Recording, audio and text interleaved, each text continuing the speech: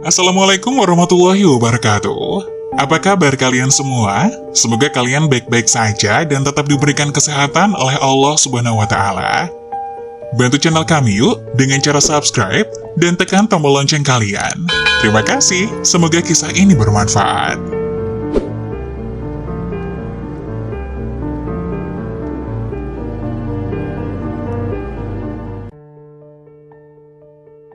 Kisah nyata dokter berdialog dengan pasien sakaratul maut. Isi percakapannya bikin merinding. Setiap orang pasti mengalami namanya kematian. Sebelum kematian itu datang, seseorang akan menghadapi yang namanya sakaratul maut.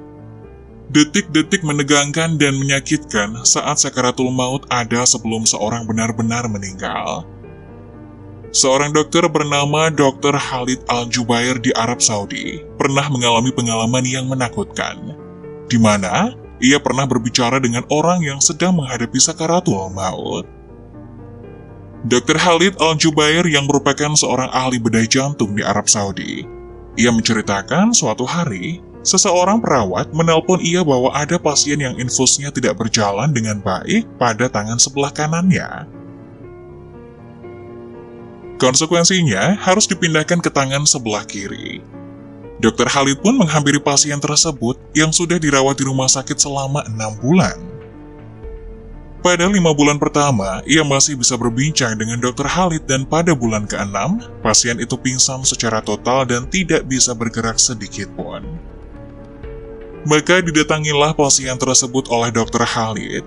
Dia mengecek tangan sebelah kirinya untuk mencari urat untuk dimasukkan infus. Tiba-tiba, ia dikagetkan ketika pasien yang tak sadarkan diri itu berbincang dengannya. "Dokter Khalid, apa yang kamu lakukan? Apakah kamu Dokter Khalid?" ujar pasien itu. "Iya, betul, saya Dokter Khalid," jawab Dokter Khalid. "Apa yang akan kamu lakukan?" tegas pasien tersebut. "Saya akan mencari urat tangan kiri Anda untuk memasukkan infus," jawab sang dokter. Lalu pasien berkata, "Tidak, kamu tidak akan menemukan urat tersebut karena saya sudah menjadi mayat." "Tidak, kamu bukan mayat," tegas dokter. Kemudian pasien itu berkata, "Wahai dokter, saya sudah menjadi mayat." "Tidak, kamu bukan mayat," tegas dokter. "Wahai dokter, saya sudah menjadi mayat. Saya melihat apa yang tidak kamu lihat. Sungguh saya melihat malaikat maut berada di depan saya sekarang," ujar pasien tersebut. Tangan pasien itu masih berada di genggaman Dr. Khalid, dan kemudian dia teringat dengan salah satu hadis yang sahih dari Al-Bara' bin Azib radhiyallahu anhu, di mana Rasulullah Shallallahu Alaihi Wasallam bersabda, "Apabila salah seorang dari kalian menganggap akhirat dan meninggalkan dunia, dan ia tergolong orang soleh, maka ia akan melihat para malaikat putih wajahnya.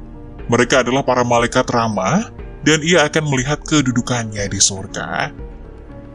Selama lebih dari 30 tahun pengabdiannya di rumah sakit, Dr. Khalid pernah mengalami kejadian serupa, di mana ia melihat 3 orang yang menghadapi sakaratul maut sebelum mereka meninggal. "Wahai dokter, janganlah kamu buat capek dirimu. Sungguh aku telah melihat kedudukanku di surga, dan para bidadari telah disiapkan untukku," ujar salah satu pasien pertama yang sekarat.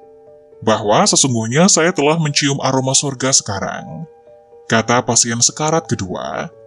"Sungguh saya melihat surga sekarang," ujar pasien ketiga. Dalam ilmu medis, orang yang sedang menghadapi sakaratul maut tidak akan bisa berbicara ataupun bergerak.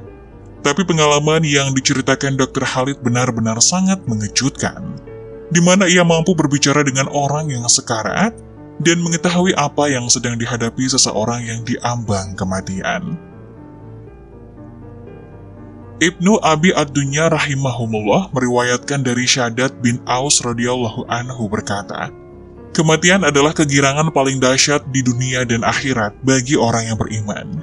Kematian lebih menyakitkan dari goresan gergaji, sayatan gunting, panasnya air mendidih di bejana.